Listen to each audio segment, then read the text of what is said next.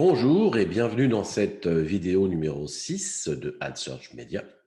Vidéo où nous allons parler aujourd'hui des campagnes Google Ads. On va donc parler plutôt de positionnement de SEM que de SEO dans cette vidéo. Nous allons voir en fait la première étape qui est importante lorsque l'on veut créer une campagne sur le réseau de recherche. Donc là, on va parler des campagnes de recherche. Ce sont les paramètres à appliquer à ces campagnes. Alors, il y aura d'autres vidéos qui vont suivre, tout simplement pour voir ensuite comment structurer une campagne, chercher ses mots, créer des annonces, créer des extensions d'annonces, créer ses conversions. Donc, on va commencer tout de suite par la première étape, choisir le type de campagne et y appliquer les bons paramètres. Alors, comme souvent dans l'interface Google, le petit rond plus qui est ici signifie simplement que l'on peut créer une campagne, on peut ajouter une campagne.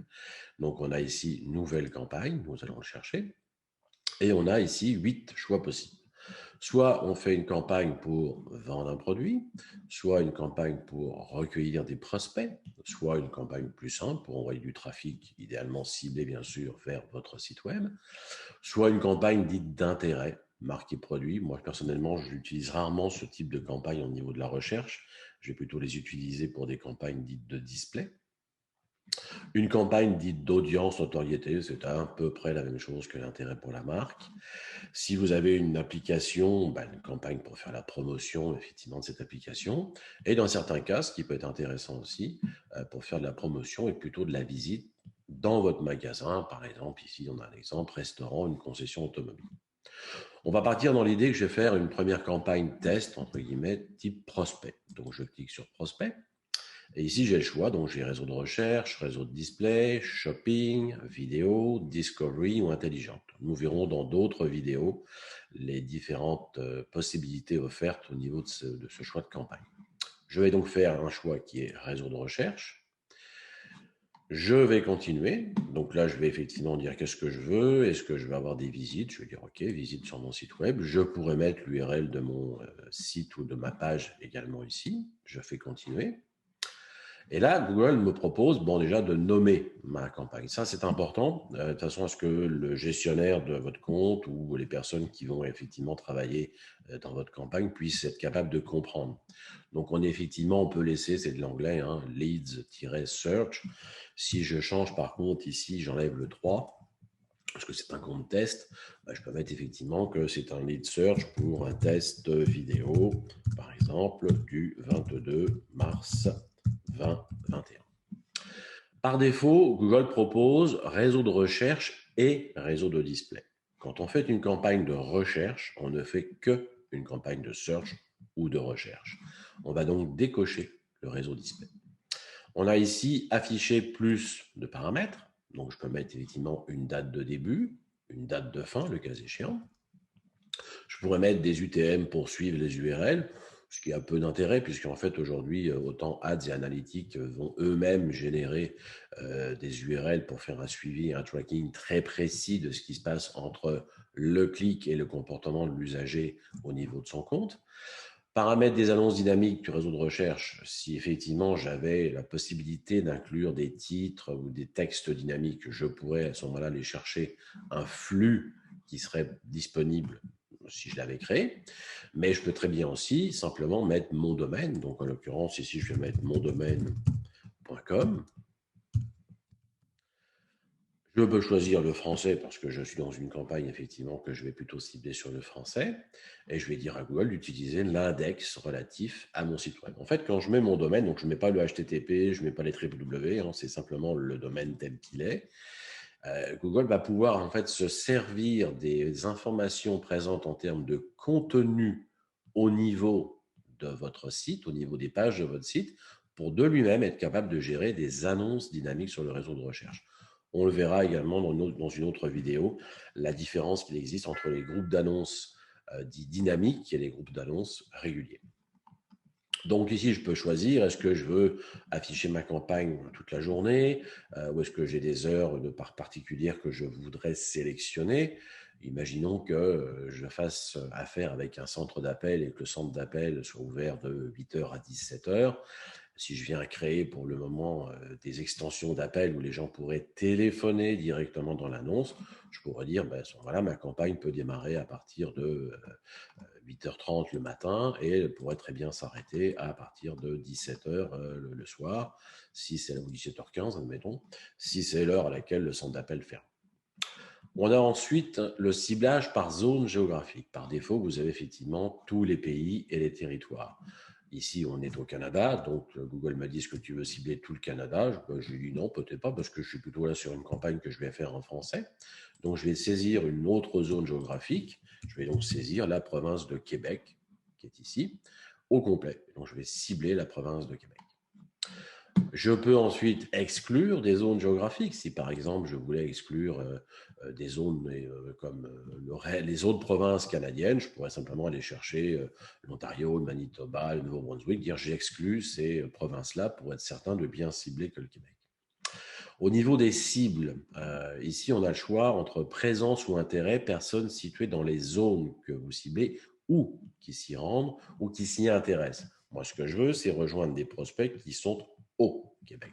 Donc, je vais cibler les gens qui sont présents dans les zones que je cible ou qui s'y rendent régulièrement. Au niveau de l'exclusion, je vais effectivement exclure les personnes situées dans les zones que vous excluez. Donc, si j'avais exclu, mettons, le Manitoba, les gens du Manitoba ne verraient pas mes annonces. Ou personnes situées dans les zones que vous excluez ou qui s'y rendent régulièrement ou qui s'y intéressent.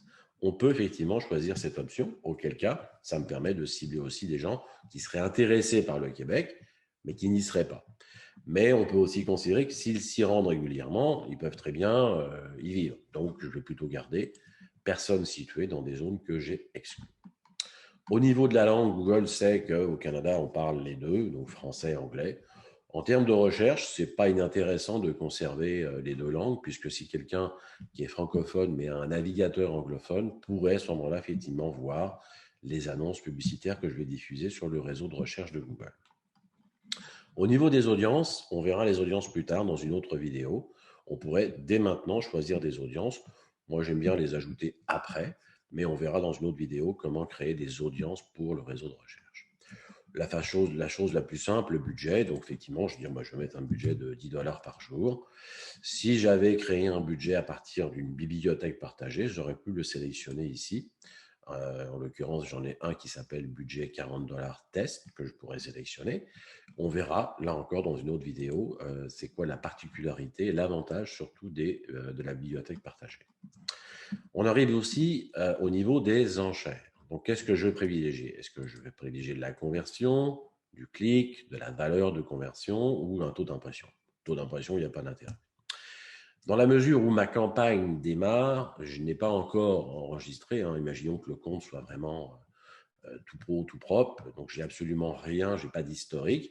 Je vais d'abord peut-être aller chercher des clics pour effectivement être en capacité d'avoir des conversions qui se génèrent et ensuite de basculer, puisque je pourrais le modifier, mon système d'enchères qui va être pour l'instant donc de clics vers les pages de mon site à un système d'enchères qui va être en fait à la conversion. Donc j'ai choisi clic, je peux définir une enchère au CPC maximal, en l'occurrence je vais mettre 0,40, donc je suis prêt à payer un certain montant, maximum de 40 sous ou 40 centimes d'euros par clic. Je continue, afficher plus de paramètres. Si j'ai créé des conversions, je vais les ajouter à ce niveau-là. Si je n'en ai pas créé, ce qui serait un peu dommage, je vais pouvoir aller créer mes conversions ensuite. On verra dans une autre vidéo comment créer ces conversions avec Google Ads et Google Tag Manager. Je pourrais à ce moment-là sélectionner une conversion ou un ensemble de conversions qui pourrait être par exemple à cliquer sur tel numéro, à vu telle page ou à compléter tel formulaire. La rotation des annonces, par défaut, c'est optimisé. On va privilégier effectivement les annonces les plus performantes. C'est un par défaut que l'on va effectivement laisser comme ça. Ensuite, j'ai la partie des extensions d'annonces. Donc, il y a différents types d'extensions. Extension d'appel, extension d'accroche, extension de lieu, extension de promotion. On a créé préalablement une extension. En général, c'est l'extension au niveau du compte qui est une extension d'appel.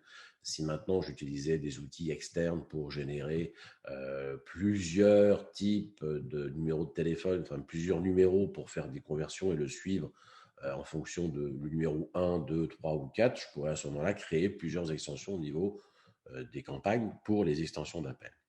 Tout ce qui est la partie création d'extensions d'annonces, qu'elles soient de liens, d'accroches, de promotion ou autres, on le verra là encore dans une autre vidéo.